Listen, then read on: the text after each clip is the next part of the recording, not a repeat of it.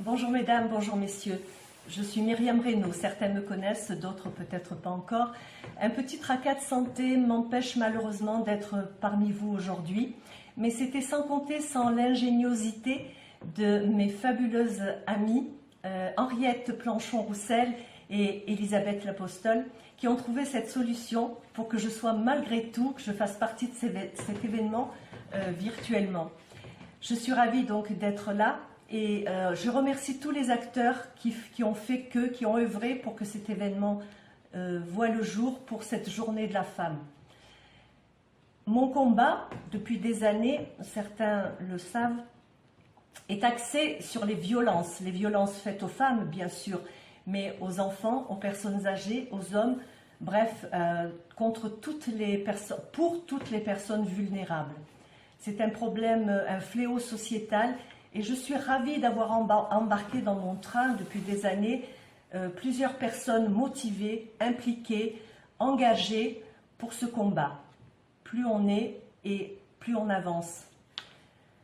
La parole doit se libérer, c'est ce que je dis aux femmes. Vous ne devez pas avoir peur, vous devez dénoncer les femmes agressées, les femmes malmenées et leur entourage surtout. Il ne doit plus y avoir de tabou contre cette violence. La parole doit s'affranchir et la peur changer de camp. J'insiste vraiment, vraiment là-dessus. Libérez la parole pour que la peur change de camp.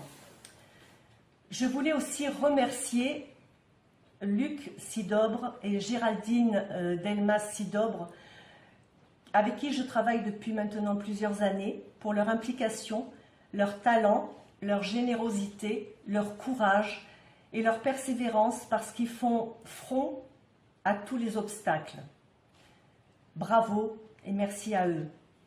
Si vous le permettez maintenant, je vais vous lire un petit discours que j'ai écrit pour l'occasion. La liberté d'être une femme, cela vous permettra peut-être de mieux cerner ma personnalité, mon engagement.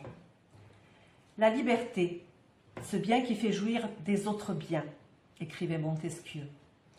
Et Tocqueville, qui cherche dans la liberté autre chose qu'elle-même est fait pour servir. Suis-je devenue féministe ou l'étais-je déjà? Simone de Beauvoir, mère spirituelle de beaucoup de femmes, voulait être libre comme l'air. Elle avait mis la barre de ses exigences très haute car elle voulait avec autant d'intensité tous les bonheurs de la vie.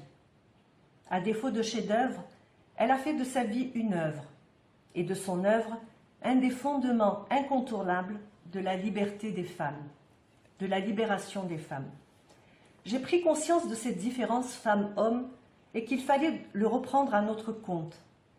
Les hommes ont longtemps affirmé la différence pour justifier la subordination des rôles. Ils nous ont ainsi plus ou moins réduites à un rôle défensif. Il nous fallait constamment prouver que nous étions aussi capables qu'eux. Les féministes, à mon sens, sont celles qui proclament la différence tout en continuant à lutter pour l'égalité des droits dans la société. En d'autres termes, le mouvement d'émancipation des femmes n'épuise pas le féminisme qui va bien au-delà. Pour moi, et je crois pour grand nombre de femmes, ce fut une découverte, car nous avons été, pour beaucoup, élevées dans l'idéal masculin. Nous devons être fiers de revendiquer notre féminité, ou j'oserais même dire notre féminitude, qui me paraît être l'acquis le plus important de ces dernières années. La différence reste difficile à dire. J'ai envie de la nier à tous les autres niveaux. Nous avons nos points de vue, notre sensibilité, notre désir, mais notre champ d'action est le même que celui des hommes. Je n'aime pas la notion de complémentarité.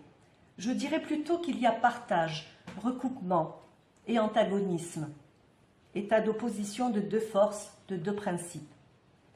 Il y a quelques années, les Tunisiennes sont descendues dans la rue massivement pour refuser d'être définies dans la nouvelle constitution comme étant un complément de l'homme.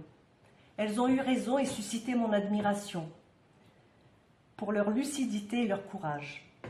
C'est au nom de ce schéma que l'on a de tout temps instauré l'inégalité des sexes. Ces Tunisiennes ont compris le danger incroyable de voir inscrit dans les textes leur complémentarité. Elles ont voulu dire Nous sommes comme les hommes. En tant que citoyennes, nous sommes dans le modèle de la ressemblance. Même droit, même devoir. Elisabeth Badinter a été l'avant-gardiste de tous ces combats de femmes depuis plus de 30 ans. Maternité, prostitution, homoparentalité. Le problème de l'émancipation des femmes représente un aspect de la question féministe. Le féminisme poursuit l'amélioration de la condition des femmes dans toutes les directions par les moyens d'initiative privée aussi bien que par l'intervention de la loi. L'émancipation tend plus spécialement à l'affranchissement légal de la femme au sein de la famille et de la société.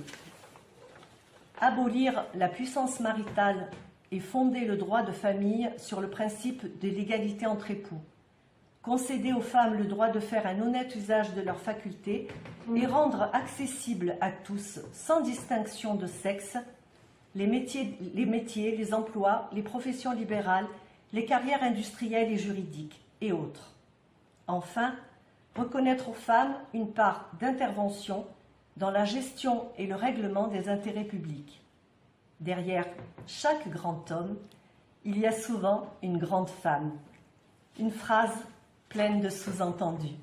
Je vous souhaite une très agréable journée à toutes les femmes et une très belle soirée pour ce bel événement qu'est la Journée de la femme, qui célèbre la Journée de la femme. À bientôt. Merci pour tout à tous.